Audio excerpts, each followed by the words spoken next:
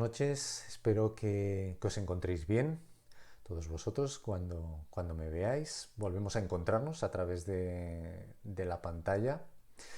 No sé si os ocurre a vosotros que conforme va pasando la vida, conforme vamos leyendo un mismo texto bíblico, pero en situaciones distintas a lo largo de la vida, parece que el texto ha cambiado de significado, o por lo menos que adquiere matices nuevos, ¿verdad? Obviamente el texto no cambia de significado. Dios quiso que fuese escrito tal y como está registrado en nuestras Biblias, con un motivo concreto y con un mensaje concreto también.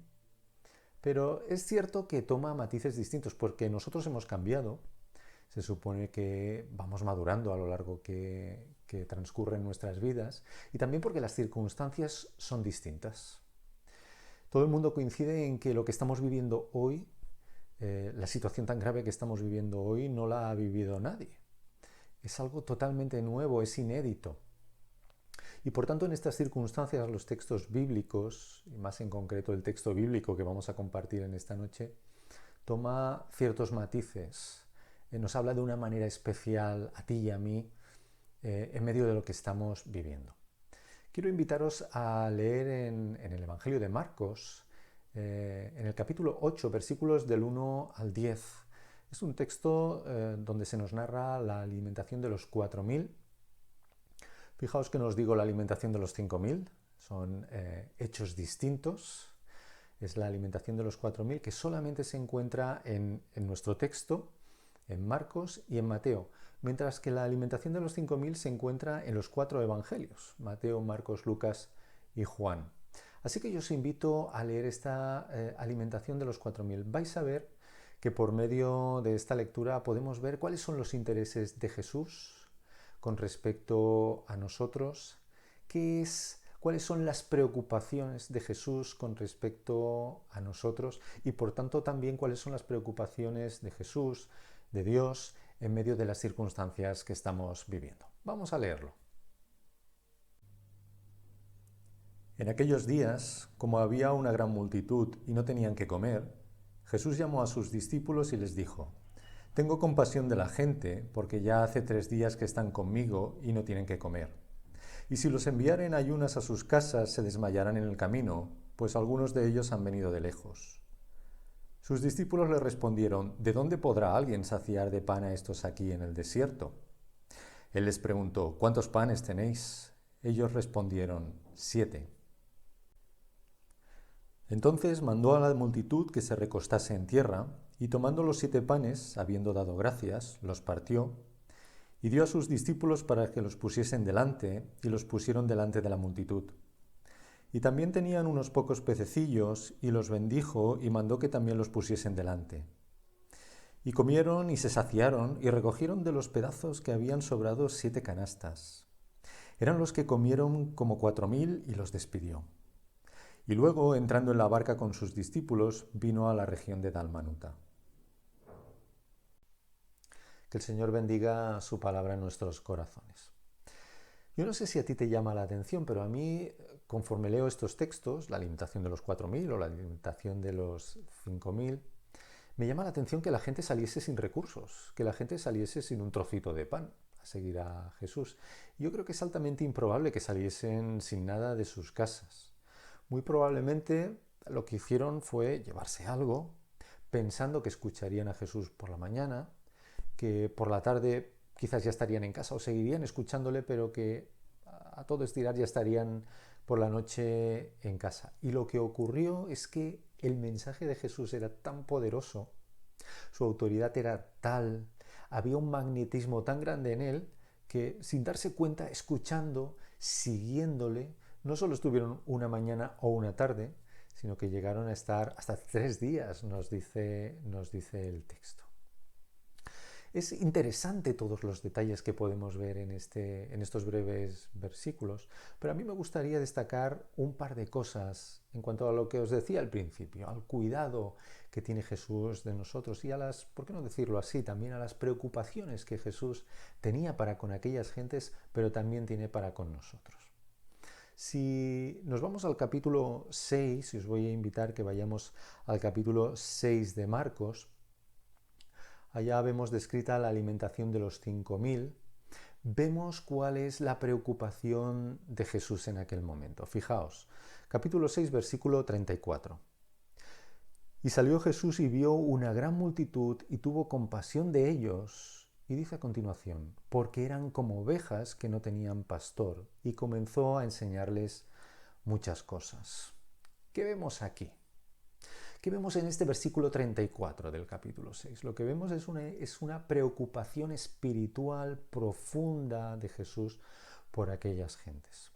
Lo que vemos es una preocupación por lo que había en lo más profundo de sus almas. Y es que Jesús vino a buscarnos y a rescatarnos, a dar luz allá donde las tinieblas eran más intensas.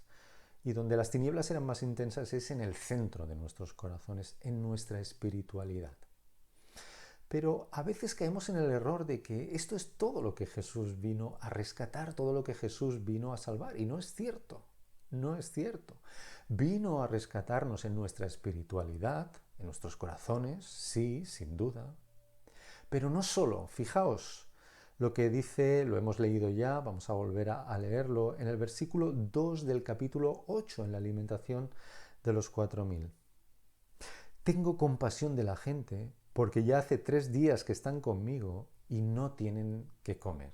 Ya hace 3 días que están conmigo y no tienen que comer. Salieron probablemente para escuchar a Jesús una mañana y ya llevan 3 días. Jesús podía haberlos despedido y haber dicho, no tenemos pan para todos, por favor, iros a vuestras casas. Pero el Señor Jesús se preocupa por su espiritualidad, sí, pero también por sus necesidades, también por su físico. Y es que Cristo es el Salvador del ser humano por entero. Cristo es el Salvador de tu espiritualidad, sin duda, claro que sí. Cristo ha venido para salvarte en lo más profundo, para dar luz a tu corazón, sí, pero también es el Salvador del ser humano en su parte física. Es curioso ver cómo reaccionaron los discípulos ante lo que les estaba pidiendo Jesús. En realidad los puso a prueba. Si sois atentos lectores de este texto, veréis que les está poniendo a prueba. Bueno, dadles de comer vosotros, dadles de comer. Yo tengo compasión de ellos, dadles de comer vosotros. Y el gran fallo de los discípulos es el gran fallo que cometemos todos nosotros. Iba a decir alguna vez a lo largo de la vida, no. Yo diría que, por desgracia, muchas veces a lo largo de la vida, y es intentar resolver las situaciones que tenemos delante por nuestras solas fuerzas. O planteado de otra manera, sin contar con el poder de Jesús, sin contar con que Jesús tiene todo el poder, que allá donde nosotros no podemos llegar, Él sí puede llegar. Vemos aquí 4.000 personas, pero si nos fuésemos al texto paralelo de Mateo, veríamos que las personas que están contadas aquí solamente son los hombres, con lo cual lo que les estaba pidiendo Jesús era todavía mucho mayor. 4.000 hombres más unas aproximadamente 4.000 mujeres probablemente, o si no eran 4.000 estarían cerca, más niños. Estamos hablando de unas entre 8.000 o 9.000 personas. Era evidente que los discípulos no podían alimentarlas. De hecho, aunque hubieran tenido algún sitio donde ir a comprar, muy probablemente no tenían el dinero para comprar tantísimo pan como hubieran necesitado para aquellas personas. ¿Qué necesitaban ellos? ¿Qué es lo que Jesús les quiere enseñar? Necesitaban fe, necesitaban confianza, necesitaban depositar eso, su confianza en que Jesús podía obrar allá donde ellos no podían llegar. Las situaciones cambian, nuestras situaciones no son la situación que se encontraron aquellos discípulos, pero el principio es el mismo y el fondo siempre es el mismo. Y es que hay situaciones que nos superan. Hay situaciones que nosotros consideramos imposibles de resolver. Y sabes una cosa, que muy probablemente tenemos razón. Son imposibles de resolver para nosotros. Pero están esas situaciones, nuestras situaciones, están en el corazón de Jesús, están en el corazón de Dios. Él sabe de lo que tenemos necesidad. Primeramente sabe que tenemos necesidad de llenar nuestra espiritualidad no de nadie más que no sea de Él. Necesitamos llenar nuestra espiritualidad de Cristo, necesitamos llenar nuestra espiritualidad de Dios. Nos dice, voy a leer otra vez, capítulo 6, versículo 34, y salió Jesús y vio una gran multitud y tuvo compasión de ellos, porque eran como ovejas que no tienen pastor, y comenzó a enseñarles muchas cosas. Qué bendiciones cuando acudimos a estos textos, cuando, como os decía al principio, cada día Dios nos dice algo nuevo por medio de ellos, como cada día toman tintes distintos que son aplicables a nuestro día a día, porque Dios es bueno, porque ha sido misericordioso y nos ha dado su palabra. Pero en medio de lo que estamos viviendo, en medio de lo que muy probablemente estés viviendo tú, quizás una situación de paro o quizás una situación complicada en tu familia, con tu esposa, con tu esposo, con tus hijos. Quizás en una situación en la que te sientes ahogado porque estás solo en casa, muy probablemente, o porque tienes dificultades de algún tipo. Hay tantas dificultades en medio de esta situación tan distintas.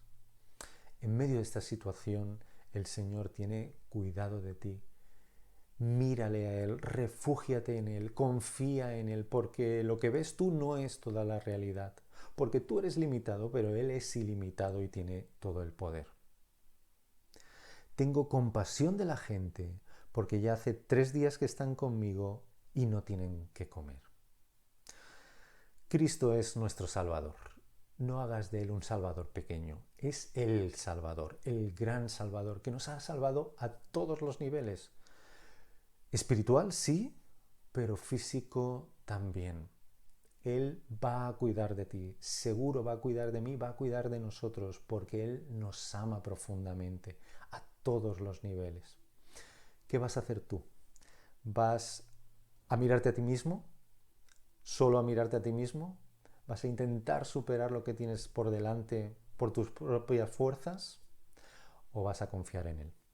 Yo te invito a que deposites tu fe a todos los niveles. Tu fe, tu confianza en manos de Jesús. Que Dios te ayude a ello, que el Señor mueva tu corazón a ello. Que el Señor os bendiga, hermanos y amigos. Recordad que este domingo nos volveremos a ver en nuestro culto y volveremos a meditar en la palabra de Dios. Hasta entonces, que los bendiga.